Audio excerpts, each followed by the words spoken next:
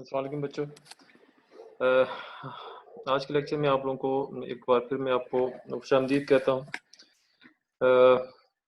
आज हम इस चैप्टर का लास्ट टॉपिक पढ़ने लगे हैं, जिसमें हम एनालॉग डाटा को डिजिटल सिग्नल में कन्वर्ट करेंगे using two most famous modulation techniques in data communication which are PCM and delta modulation.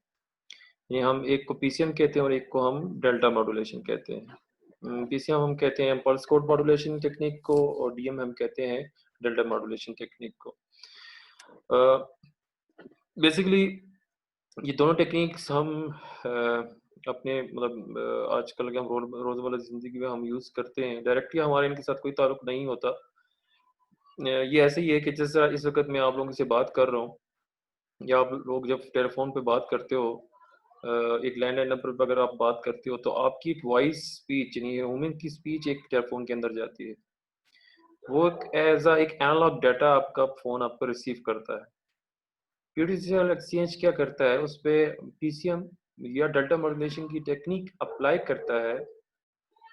Apply करने की वजह से ये डाटा जो सा होता है वो डिजिटल सिग्नल में कन्वर्ट होता है और फिर दूसरे डेस्टिनेशन पे जहाँ पे फ़ोन रिसीव होता है वहाँ पे वाइस वर्सा होता है।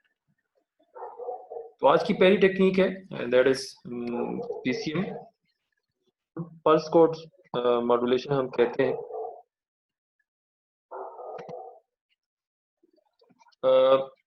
ये दोनों टेक्निक्स बेसिकली जो टेक्निक्स हैं वो analog data to digital signal है, जिसमें जो हम प्रोसेस यूज करते हैं to convert the analog data to digital signal is a process जिस कॉल्ड डिजिटाइजेशन, जिसमें हम एनालॉग डाटा को डिजिटल डाटा में कन्वर्ट करते हैं।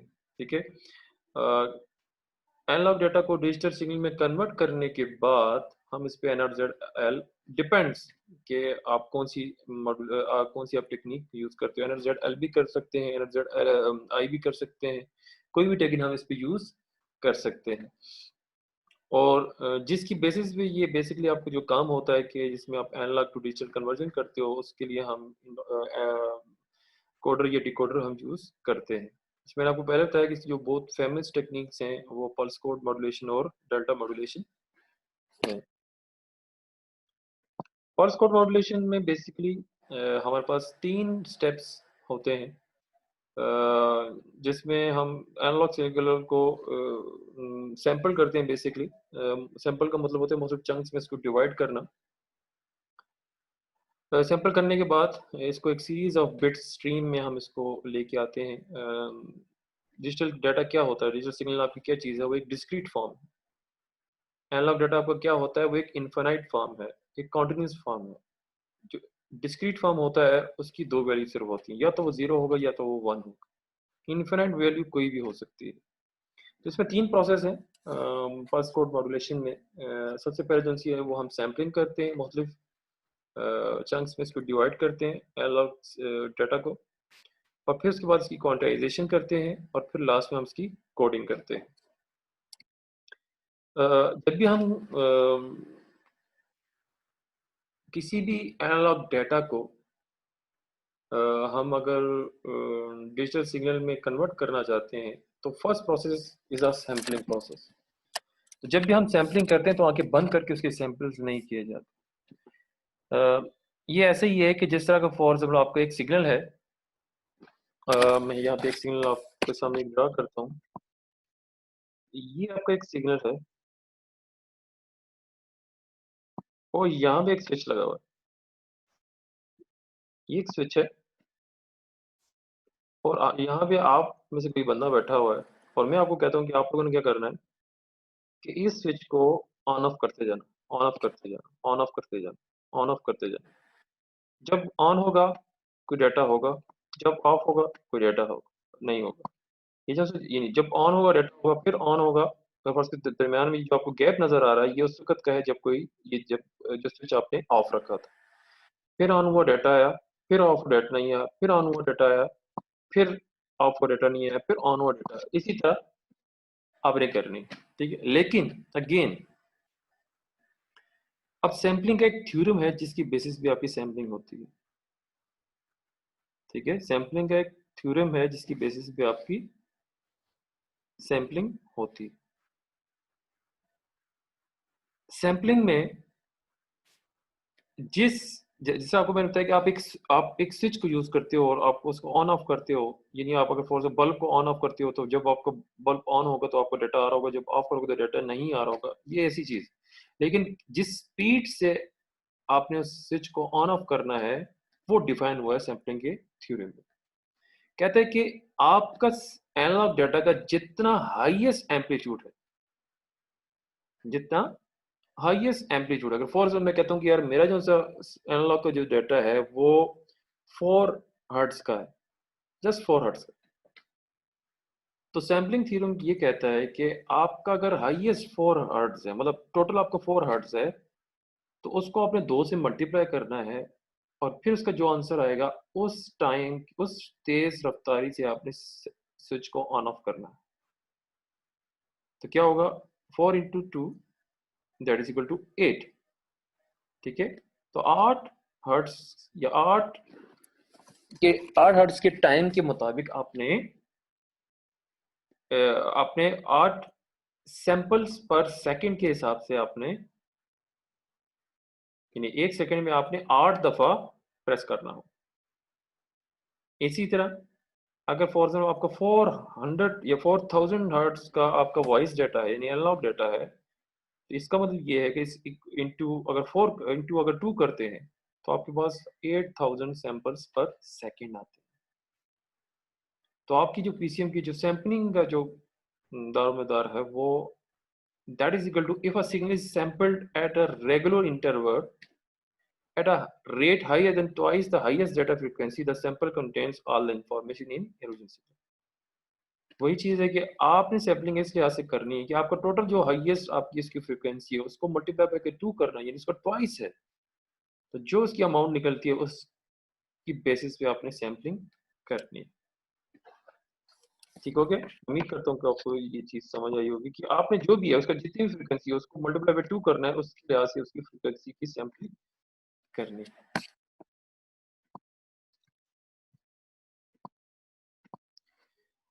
Now what is quantization. ठीक है, यहाँ पे क्वांटाइजेशन की इस फिगर में आपको सैम्पलिंग का भी नजर आ रहा होगा। ये आपका एक ये आपका एक सिग्नल है, ये ये डॉटेड लाइन है, ये आपका एक सिग्नल है, एक ओरिजिनल सिग्नल, जिसमें ये जो लाइन नजर आ रही है ये आपकी सैम्पलिंग होगी। ठीक है, ये आपकी लाइन जो सी है ये आपकी सैम्पलिंग होगी। अब ये सैम्पलिंग जब करते हैं, जब इसकी सैम्पलिंग करते हैं तो आपको नजर आया कि ये जो सर ये ब्लैक कलर जो सा है, ब्लैक जो लाइन है ये आपका 0 लेवल है और ऊपर 1 ये लाइन लगी है डॉटेड, 1 2 3 एंड 4, और इसी तरह नीचे माइनस में -1 -2 -3 एंड -4। अगर इसको गिनते हैं तो ये टोटल आपके 0 से लेकर 7 तक इसके मुख्तलिफ लेवल्स पे इसके डॉटेड लाइंस लगा दिए हैं, क्योंकि इसका मकसद है हमें, हमारा काम सिर्फ सैंपलिंग करना नहीं है, नेक्स्ट स्टेप हमें क्वांटाइजेशन भी करना है। बेसिकली हमने क्या काम कर रहे हैं, हमने एनालॉग डाटा को डिजिटल सिग्नल में कन्वर्ट करना है, एनालॉग डाटा को डिजिटल सिग्नल में कन्वर्ट कर रहा है, तो जाहिर सी बात है उसको करने के लिए कुछ स्टेप्स हैं जिसको हमें फॉलो करना पड़ेगा। अब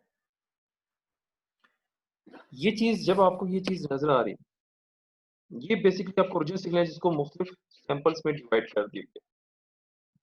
इसके बाद क्वांटाइजेशन का प्रोसेस ऐसा प्रोसेस है जिसकी बेसिस पे हम देखते हैं, जैसे आपको नजर आ रही है रेड लाइन, रेड लाइन आपको नजर आ रही है, इसमें इस 4 से ऊपर जितना जो सिग्नल है ना, हम क्या करते हैं कि हम 1 के अगेंस्ट, 2 के अगेंस्ट, 3 के अगेंस्ट, यानी मैं अगर इस पे लाइन लगा दूं 1 के अगेंस्ट, 2 के अगेंस्ट, 3 के अगेंस्ट और 4 के अगेंस्ट यहाँ तक, इसी तरह इसके आगे भी और इसी तरह इसके भी आगे, जो एक्स्ट्रा अमाउंट है उसको हम डिस्कार्ड कर देते हैं।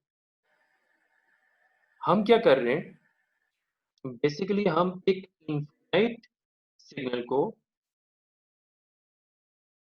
ये ऐसे ही है, ये अगर चीज को इसको मैं इस तरह समझाऊं कि अगर आपका जो हाइट है वो कितनी है? आप कहोगे कि 7.5, ऐसे ही कहोगे ना? 6.5, 5.5, 5.11, 6.1, ये आपकी हाइट है। दिस इज फाइनाइट वैल्यू, आपको पता है। लेकिन अगर मैं कहूँ कि आप इसकी इनफाइनाइट वैल्यू निकालो तो आप कहोगे 6 feet 1 inch 12 centimetre 13 millimetre and फ्लाम फ्लाम फ्लाम। तो ये क्या है, ये वैल्यू जो है आपकी इनफाइनाइट वैल्यू है। आपने उसकी एक फाइनाइट वैल्यू निकाली तो आप कह सकते हो, अगर फोर्स 5.1 है तो मैं कहता हूँ यार 5 फुट है। 5.2 है, मैं कह सकता हूँ कि यार ये 5 फुट। 5.4 है, मैं कहता हूँ 5.5 है, 5.5 इंच, 5.5 फुट है सर। तो हम ये क्या करें, एक फाइनाइट। तो यहाँ में क्वांटाइजेशन का जो स्टेप है बेसिकली वो एक इनफाइनाइट सिग्नल को एक फाइनाइट वैल्यूज में उसको कन्वर्ट करना चाह रहा है। तो मैंने इसमें क्या करते हैं, क्वांटाइजेशन की जो अमाउंट है उसको कम कर देते हैं। अब ये कौन सी चीज है, यहाँ पे आप देखेंगे लाइन, इस ये लाइन हमें चाहिए, ये लाइन हमें चाहिए, ये लाइन हमें चाहिए, ये लाइन हमें चाहिए। अब इसके अगेंस्ट जो लेवल होगा, इसके अगेंस्ट जो लेवल होगा, ठीक है, वो हमें चाहिए होगा। तो क्वांटाइजेशन का स्टेप क्या है, उसमें हम एक्स्ट्रा अमाउंट का जो डाटा है यानी इनफाइनाइट को हम फाइनाइट डाटा में कन्वर्ट कर देते हैं, वैल्यूज में कन्वर्ट कर देते हैं। इसी इसी स्लाइड में हम इसको देखते हैं तो हम कहते हैं कि यार basically what is coding, basically what is the coding.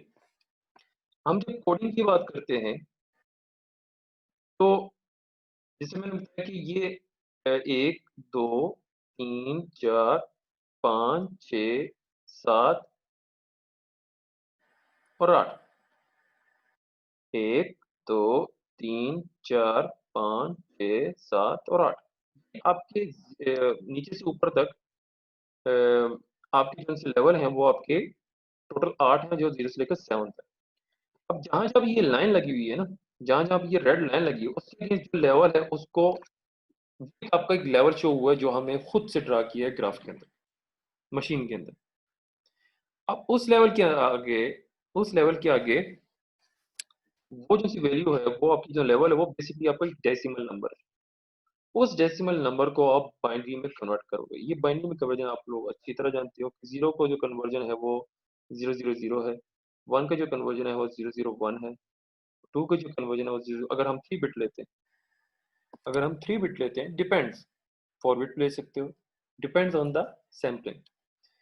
तो ये चीज जब हमारे पास निकल आती है, कोड वर्ड हमारे पास निकल आता है, this is the process of coding. ये जो कोडिंग का जो प्रोसेस निकल आता है तो उसके बाद हम क्या करते हैं, नेक्स्ट स्लाइड में देखते हैं।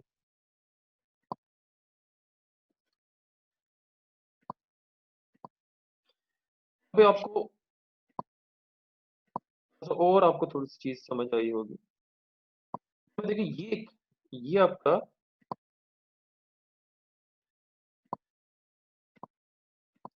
ये जो सा आपका है, ये देखिए यहाँ पे कोड नंबर आपको बना हुआ है, एक लेवल है, ये जो सा आपका लेवल है। इस लेवल के अगेंस्ट जो भी वैल्यू होगी, फॉर एग्जाम्पल ये जो सी वैल्यू है सबसे पहले 1 है, ठीक है, तो एक्स्ट्रा अमाउंट है उसको हमने छोड़ दिया है।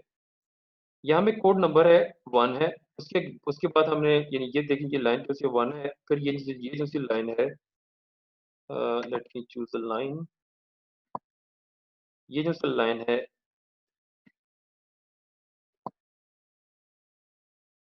ये वाली लाइन, इसको हमने डिस्कार्ड कर दिया क्योंकि हम यहाँ पे क्वांटाइजेशन स्टेप कर रहे हैं। तो ये 9 की वैल्यू है, और फिर उसके बाद ये देखें यहाँ पे ये 14 और 15 के दरमियान है, तो हम इसको डिस्कार्ड करते हैं, हम कहते हैं यार ये चलो 15 है, 15 वैल्यू आ गई। उसके बाद ये एग्जैक्ट 10 पे है, ये 10 की वैल्यू आ गई। उसके बाद ये एग्जैक्ट 5 पे है, 5 की वैल्यू आ गई। उसके बाद ये एग्जैक्ट 2 पे है, ये 2 की वैल्यू आ गई। उसके बाद अगेन ये एग्जैक्ट 2 की वैल्यू है, तो ये 2 पे है। यहाँ पे हमारे पास पेन की वैल्यू, अभी इसको जस्ट आप इग्नोर करो, ये हमें जरूरत नहीं है, ठीक है। हम क्या कर रहे हैं, इस वक्त हमें दो दो चीजें हैं रिक्वायर्ड है, वो ये, ठीक है। One is quantization code number and other one is PCM code, ये दोनों चीजें। अब जब हमारे पास कोड नंबर आ गया which is against each level after the quantization step, तो हमारे पास आप देख लो 1 को आपने बाइनरी में चेंज किया 0001, 9 को आपने बाइनरी में किया 1001। अब जब भी आप बिट्स की तादाद लेते हो, अगर मैं पिछली स्लाइड में जाता हूँ, यहाँ से आपको वो चीज भी क्लियर हो जाएगी। हमने बेसिकली, हमें कैसे पता चलेगा कि हमने नंबर ऑफ बिट्स कितने लिए? यहाँ पे आप 3 बिट्स लिए। 3 बिट्स क्यों लिए हैं? क्योंकि हमारे पास जो हाईएस्ट लेवल है वो 7 है। 7 को कन्वर्ट करने के लिए हमें 3 बिट्स रिक्वायर्ड होंगी।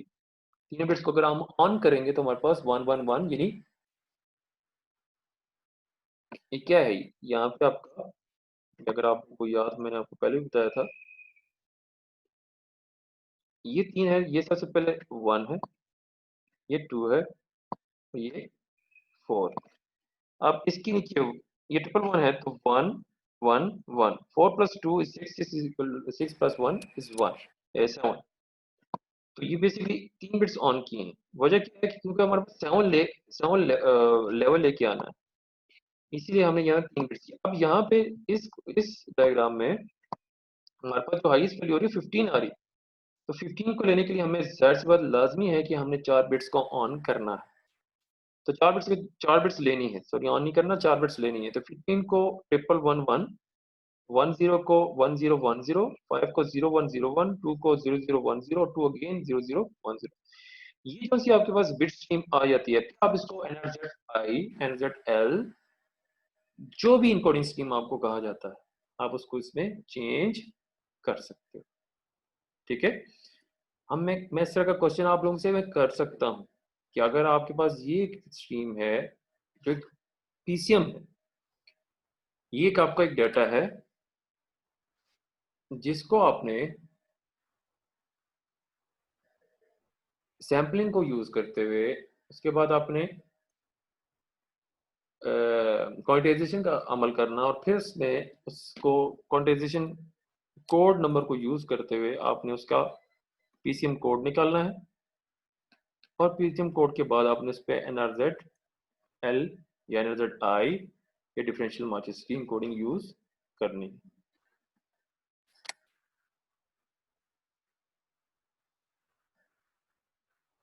ठीक हो गया? ये आपका एक आसान सा एक पीसीएम की मॉड्यूलेशन की टेक्निक है।